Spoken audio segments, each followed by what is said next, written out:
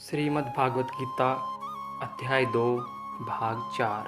हे कुंती पुत्र, सुख तथा दुख का क्षणिक उदय तथा कालक्रम में उनका अंतर्ध्यान होना सर्दी तथा गर्मी की ऋतुओं के आने जाने के समान है। हे भरतवंशी, वे इंद्रिय बोध से उत्पन्न होते हैं और मनुष्य को चाहिए कि अविचल भाव से उनको सहन करना सीखे। तात्पर्य: कर्तव्य निर्वाह करते हुए मनुष्य को सुख तथा दुख के क्षणिक आने जाने को सहन करने का अभ्यास करना चाहिए। वैदिक आदेशानुसार मनुष्य को माघ के मास में भी प्रातःकाल स्नान करना चाहिए। उस समय अत्यधिक ठंड पड़ती है, किंतु जो धार्मिक नियमों का पालन करने वाला है वह स्नान करने में तनिक भी झिझकता नहीं। इसी प्रकार वह गृहिणी भीषण से भीषण गर्मी की ऋतु में भोजन पकाने में हिचकती नहीं। जलवायु संबंधी असुविधाएं होते हुए भी मनुष्य को अपना कर्तव्य निर्वाह करना चाहिए। इसी प्रकार युद्ध करना क्षत्रिय का धर्म है, अतः उसे अपने किसी मित्र या परिजन से भी युद्ध करना पड़े तो उसे अपने धर्म से विचलित नहीं होना चाहिए। मनुष्य को ज्ञान प्राप्त करने के लिए धर्म के विधि विधान पालन करने होते हैं, क्योंकि ज्ञान तथा भक्ति से ही मनुष्य अपने आप को माया के बंधन से छुड़ा सकता है। अर्जुन को जिन दो नामों से संबोधित किया जाता है वे भी महत्वपूर्ण है। कौन्तेय कहकर संबोधित करने से यह प्रकट होता है कि वह अपनी माता की ओर से संबंधित है, और भारत कहने से उसके पिता की ओर से संबंध प्रकट होता है। दोनों ओर से उसको महान विरासत प्राप्त है। महान विरासत प्राप्त होने के फलस्वरूप कर्तव्य निर्वाह का उत्तरदायित्व आप पड़ता है, अतः अर्जुन युद्ध से विमुख नहीं हो सकता। हे पुरुष श्रेष्ठ अर्जुन, जो पुरुष सुख तथा दुख में विचलित नहीं होता और इन दोनों में समभाव रहता है वह निश्चित रूप से मुक्ति के योग्य है। तात्पर्य: जो व्यक्ति आत्म साक्षात्कार की उच्च अवस्था प्राप्त करने के लिए दृढ़ प्रतिज्ञ है और सुख तथा दुख के प्रहारों को संभाव से सह सकता है वह निश्चय ही मुक्ति के योग्य है। वर्णाश्रम धर्म में चौथी अवस्था अर्थात संन्यास आश्रम कष्ट साध्य अवस्था है, किंतु जो अपने जीवन को सचमुच पूर्ण बनाना चाहता है वह समस्त कठिनाइयों के होते हुए भी संन्यास आश्रम अवश्य ग्रहण करता है। ये कठिनाइयाँ पारिवारिक संबंध विच्छेद करने तथा परिवार और संतान से संबंध तोड़ने के कारण उत्पन्न होती हैं, किंतु यदि कोई इन कठिनाइयों को सह लेता है तो उसके आत्म साक्षात्कार का पथ निष्कंटक हो जाता है। अतः अर्जुन को क्षत्रिय धर्म निर्वाह में दृढ़ रहने के लिए कहा जा रहा है। भले ही स्वजनों या अन्य व्यक्तियों के साथ युद्ध करना कितना ही दुष्कर क्यों न हो। भगवान चैतन्य ने 24 वर्ष की आयु में ही संन्यास ग्रहण कर लिया था। यद्यपि उन पर आश्रित उनकी तरुण पत्नी तथा वृद्धा माँ की देखभाल करने वाला अन्य कोई न था, तो भी उच्च आदर्श के लिए उन्होंने संन्यास ग्रहण किया और अपने कर्तव्य पालन में स्थिर बने रहे। भवबंधन से मुक्ति पाने का यही एकमात्र उपाय है। तत्वदर्शियों ने यह निष्कर्ष निकाला है कि असत भौतिक शरीर का तो कोई चिरस्थायित्व नहीं है, किंतु सत मतलब आत्मा अपरिवर्तित रहता है। उन्होंने इन दोनों की प्रकृति के अध्ययन द्वारा यह निष्कर्ष निकाला है। तात्पर्य: परिवर्तनशील शरीर का कोई स्थायित्व नहीं है। आधुनिक चिकित्सा विज्ञान ने भी यह स्वीकार किया है कि विभिन्न कोशिकाओं की क्रिया प्रतिक्रिया द्वारा शरीर प्रतिक्षण बदलता रहता है। इस तरह शरीर में वृद्धि तथा वृद्धावस्था आती रहती है, किंतु शरीर तथा मन में निरंतर परिवर्तन होने पर भी आत्मा स्थायी रहता है।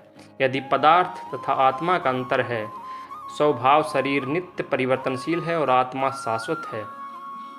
तत्वदर्शियों ने चाहे वे निर्विशेषवादी हो या सद्गुणवादी इस निष्कर्ष की स्थापना की है कि विष्णु तथा उनके धाम स्वप्रकाश से प्रकाशित हैं। सत तथा असत शब्द आत्मा तथा भौतिक पदार्थ के ही घोतक हैं। सभी तत्वदर्शियों की यह स्थापना है। यहीं से भगवान द्वारा अज्ञान से मोहग्रस्त जीवों को उपदेश देने का शुभारंभ होता है। अज्ञान को हटाने के लिए आराधक और आराध्य के बीच पुनः शाश्वत संबंध स्थापित करना होता है और फिर अंश रूप जीवों तथा श्री भगवान के अंतर को समझना होता है। कोई भी व्यक्ति आत्मा के अध्ययन द्वारा परमेश्वर के स्वभाव को समझ सकता है। आत्मा तथा परमात्मा का अंतर अंश तथा पूर्ण के रूप में है। वेदांत सूत्र तथा श्रीमद् भागवत में परमेश्वर को समस्त उद्भवों का मूल माना जाता है। ऐसे उद्भवों का अनुभव परा तथा अपरा प्राकृतिक कर्मों द्वारा किया जाता है। जीव का संबंध परा प्रकृति से है, जैसा कि 7वें अध्याय से स्पष्ट होगा। यद्यपि शक्ति तथा शक्तिमान में कोई अंतर नहीं है, किंतु शक्तिमान को परम माना जाता है और शक्ति या प्रकृति को गौण। अतः सारे जीव उसी तरह परमेश्वर के सदैव अधीन रहते हैं, जिस तरह सेवक स्वामी के या शिष्य गुरु के अधीन रहता है। अज्ञान अवस्था में ऐसे स्पष्ट ज्ञान को समझ पाना असंभव है। अतः ऐसे अज्ञान को दूर करने के लिए सदा सर्वदा के लिए जीवों को प्रबुद्ध करने हेतु भगवान भगवद गीता का उपदेश देते हैं। जो हमारे शरीर में व्याप्त है उसे ही तुम अविनाशी समझो, उस अव्यय आत्मा को नष्ट करने में कोई भी समर्थ नहीं है। तात्पर्य, इस श्लोक में संपूर्ण शरीर में व्याप्त आत्मा की प्रकृति का अधिक स्पष्ट वर्णन हुआ है। सभी लोग समझते हैं कि जो सारे शरीर में व्याप्त है वह चेतना है। प्रत्येक व्यक्ति को शरीर में किसी अंश या पूरे भाग में सुख दुख का अनुभव होता है, किंतु चेतना की यह व्याप्ति किसी के शरीर तक ही सीमित रहती है। एक शरीर के सुख या दुख का बोध दूसरे शरीर को नहीं हो पाता। फलतः प्रत्येक शरीर में व्यष्टि आत्मा है और इस आत्मा की उपस्थिति का लक्षण व्यष्टि चेतना द्वारा परिलक्षित होता है।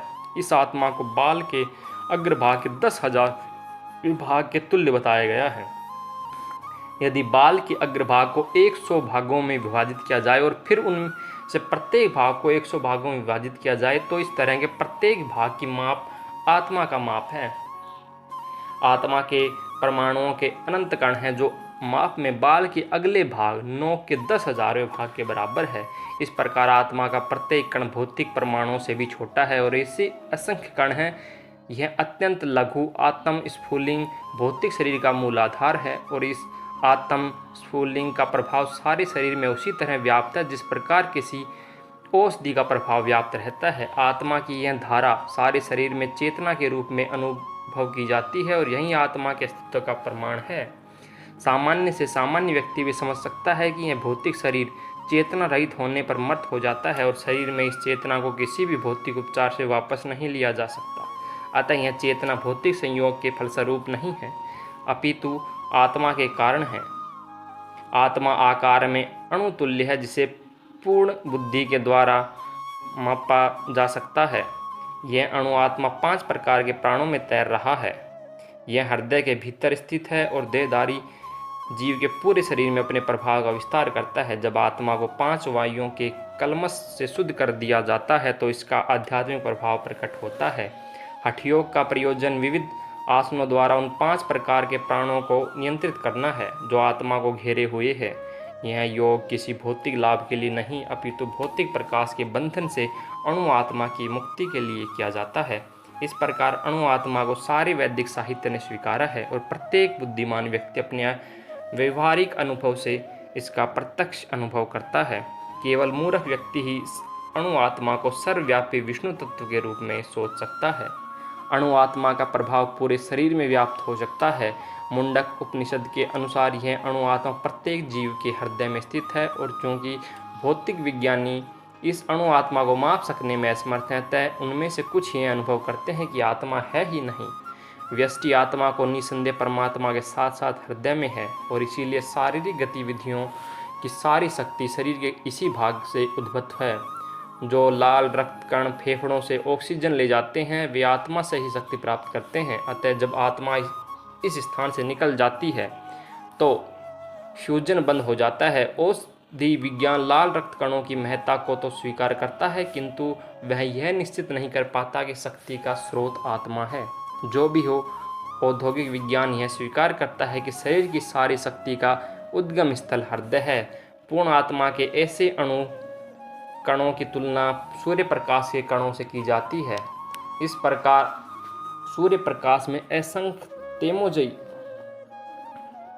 अणु होते हैं। इसी प्रकार परमेश्वर के अंश उनकी किरणों के परमाणु स्फुलिंग है और प्रभा या पराशक्ति कहलाते हैं। अतः चाहे कोई वैदिक ज्ञान का अनुगामी हो या आधुनिक विज्ञान का, वह शरीर में आत्मा के अस्तित्व को नकार नहीं सकता। भगवान ने स्वयं भगवद गीता में आत्मा के इस विज्ञान का विशद वर्णन किया है।